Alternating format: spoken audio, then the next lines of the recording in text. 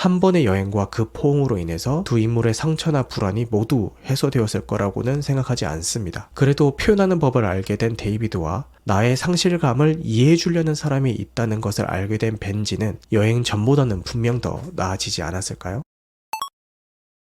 저에게는 영화 소셜 네트워크로 강한 인상을 심어줬던 배우 제시 아이젠버그가 감독, 각본, 주연, 배우까지 연기한 리얼페인을 감상을 했습니다. 북미 기준 24년 11월에 이미 개봉을 했고 국내에는 뒤늦게 개봉한 작품인데요. 각종 영화제에서 나무조연상과 각본상을 휩쓸었습니다. 나무조연상의 경우 나홀로 지배로 알려져 있는 맥컬리 컬킨의 동생 키에란 컬킨이 수상을 한 거죠. 대체 어떤 작품이길래 각종 영화제에서 각본상과 나무조연상을 휩쓸고 다니는지 궁금한 마음에 극장에서 감상을 했습니다. 결론부터 말씀을 드리자면은 이 작품 역시 제가 자주 쓰는 표현인 잉크 같은 작품이라는 생각이 들었습니다. 이 영화를 감상하는 그 순간보다는 감상 후에 계속 머릿속에 남아서 서서히 감정에 스며드는 그런 작품이죠. 그럼 지금부터 스포일러를 포함해서 영화를 보고 느낀 점을 말씀드려 보겠습니다. 먼저 간단히 줄거리를 이야기하자면은 제시 아이젠버그가 연기하는 데이비드와 키에란 컬킨이 연기하는 벤지는 사촌사입니다.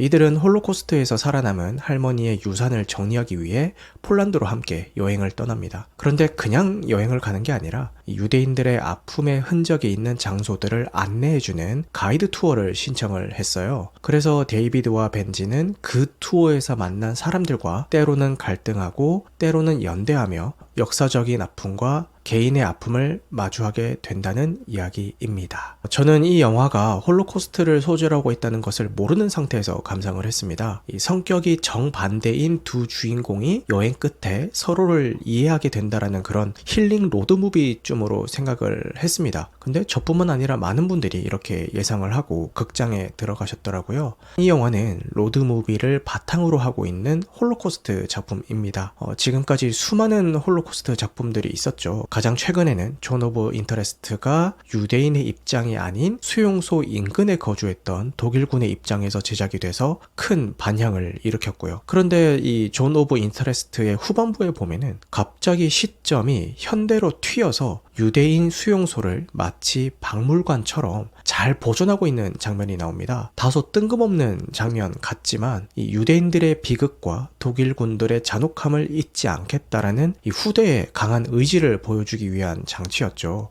리얼페이는 바로 이 존 오브 인터레스트의 현대 시점 장면의 연장선상에 있는 작품이라는 생각이 들었습니다. 역사적인 아픔을 쉬쉬하거나 감추거나 묻어두지 않고 오히려 그 아픔의 현장을 더 잘 보존함으로 인해서 역사를 들여다보고 같은 비극을 반복하지 않겠다라는 그 의지를 리얼페인에서는 역사뿐만이 아니라 개인의 아픔에서도 적용해서 그려낸 작품입니다. 데이비드는 내향적이고 계획적인 인물입니다. 뉴욕에서 안정된 직장과 가정을 가진 평범한 가장처럼 보이지만 강박증과 불면증 그리고 불안장애를 앓고 있고 이를 통제하기 위해서 약을 복용하고 있죠. 대인관계를 어려워하기도 하고요. 매사에 걱정이 많은 편이기도 합니다. 자신의 불안과 고통을 표현하는 것이 타인에게 부담을 주는 거라고 생각하는 인물이죠. 하지만 벤지는 외향적이고 즉흥적입니다. 감정 기복이 심하고 생각나는 대로 말을 내뱉는 성향을 보이기도 하죠. 어떻게 보면은 좀 충동적이기까지 합니다. 타인에 대한 관심도 많고 공감 능력도 뛰어납니다. 겉으로는 쾌활해 보이지만 깊은 내면에 공허함을 가진 인물입니다. 이렇게 서로 다른 성향과 아픔을 가진 두 인물이 홀로코스트 역사 투어를 함께 하면서 성장하게 되는 거죠. 인물에 대해서 좀 더 자세하게 설명을 해보자면은 먼저 데이비드의 경우는 본인의 감정을 표현하는 법을 배우게 됩니다. 어릴 때부터 형제처럼 지냈던 벤지를 사랑하지만 동시에 본인과 너무 다르기 때문에 감당을 할 수 없으니 미워하기도 하고 동시에 자유롭게 지내는 것처럼 보여서 부러워하기도 하는 복잡한 감정을 가지고 있죠. 그런데 이 여행을 통해서 벤지와 함께 대마초도 몰래 피워보고 내려야 하는 역에서 못 내리기도 해보면서 조금씩 본인의 강박을 깨어가는 모습을 보이기도 합니다. 여행의 끝에 가서는 벤지에게 본인이 가지고 있던 솔직한 감정을 털어놓게 되죠. 이영지 씨가 운영하는 유튜브 채널에 게스트로 오혜원 씨가 나온 적이 있는데 이런 대화를 나눕니다. 오혜원 씨가 본인의 힘듦을 남에게 잘 이야기 안 하는 스타일이다. 내가 힘든 걸 이야기해봤자 듣는 사람들이 해결해 줄 수 있는 게 아니기 때문이다. 그냥 내 힘듦을 떠벌리는 사람이 될 뿐이다. 듣는 사람은 왜 저렇게 찡찡거려? 라고 생각할 것 같다. 라고 이야기를 하는데 이게 딱 그 데이비드의 마음인 것 같아요. 그래서 본인의 힘듦을 솔직하게 표현 못하고 꽁꽁 안고 있는 거예요. 그런데 거기에 대해서 이영지 씨는 안 그렇다. 너를 아끼고 좋아하는 사람들은 내가 얼마나 힘들고 어떤 일에 고통받고 있는지를 알고 싶어 한다 라면서 오해원 씨를 위로를 해줍니다. 데이비드도 영화의 중후반부에 가면은 잘 지내는 것처럼 보였던 벤지가 대체 왜 자살을 시도했는지에 대해서 이해가 안 간다. 너는 방을 환하게 만들어주는 사람이지 않느냐라고 벤지에게 솔직하게 털어놓죠. 데이비드가 자신의 감정을 억누르고 있었던 것처럼 우리도 종종 자신의 아픔을 숨기려고 할 때가 있습니다. 하지만 영화는 그런 태도가 오히려 우리를 고립시키고 관계를 멀어지게 만든다는 것을 보여주고 있습니다. 결국 진짜 고통은 혼자 견디는 것이 아니라 서로 나누고 이해하려고 노력할 때 조금씩 치유될 수 있다는 메시지를 데이비드를 통해서 보게 된 것 같습니다. 벤지도 마찬가지입니다. 타인의 고통에 대해서는 공감도 잘하고 예민하게 반응하면서도 정작 자신의 고통은 숨기는 모습을 보여줍니다. 홀로코스트 투어 중 가이드의 건조한 설명에 불만을 표시하며 조상들의 고통을 직접적으로 느끼고 싶어하는 모습에서도 그런 성향을 볼 수가 있고요. 함께 투어를 떠나는 일행들의 사연에 공감해주는 모습에서도 그런 성향을 볼 수가 있습니다. 벤지는 감정 기복이 심하고 필터링이 안 되는 인물로도 보입니다. 돌발적인 행동과 솔직한 표현은 때로는 다른 사람을 불편하게 만들기도 하죠. 영화의 시작과 마지막 장면에서 벤지가 공항에 홀로 남겨진 모습이 아마도 그의 진짜 모습일 것 같아요.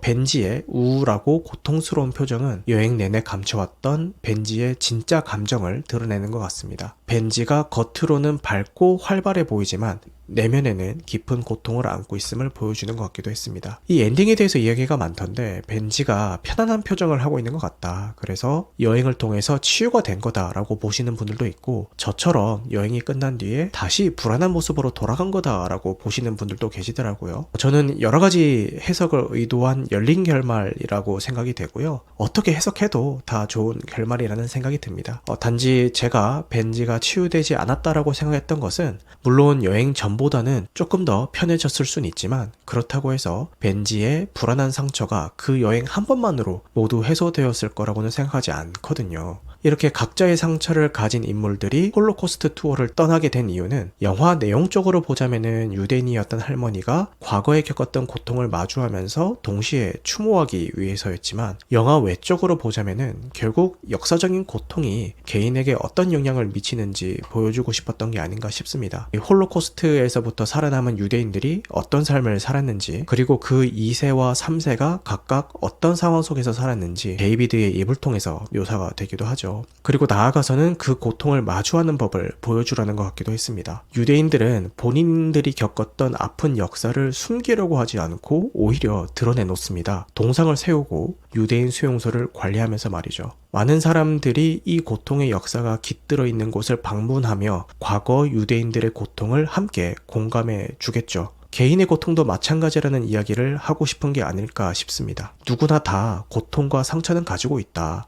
하지만 이거를 감춰두고 쉬쉬하기보다는 표현을 해야지 서로 이해할 수가 있고 연대함으로써 상처를 치유할 수 있다는 것을 보여주고 싶었던 것 같아요. 마지막에 공항에서 헤어지기 전에 데이비드와 벤지는 따뜻한 포옹을 나누죠. 이 순간은 두 사람이 서로의 차이를 인정하고 받아들이며 동시에 서로의 고통을 이해하려는 노력의 결과라고도 볼 수 있습니다. 한 번의 여행과 그 포옹으로 인해서 두 인물의 상처나 불안이 모두 해소되었을 거라고는 생각하지 않습니다. 그래도 표현하는 법을 알게 된 데이비드와 나의 상실감을 이해해 주려는 사람이 있다는 것을 알게 된 벤지는 여행 전보다는 분명 더 나아지지 않았을까요? 90분이라는 짧은 러닝타임 안에 고통을 인정하고 서로 이해하려고 노력하는 것이 치유의 첫걸음이 될 수 있다는 희망적인 메시지를 잘 전달했다는 점에서 박수를 쳐주고 싶고요. 요즘 삶이 힘들다고 생각하시는 분들이나 상처가 있지만 표현하는 법을 모르겠는 그런 분들에게 이 영화를 추천하고 싶습니다.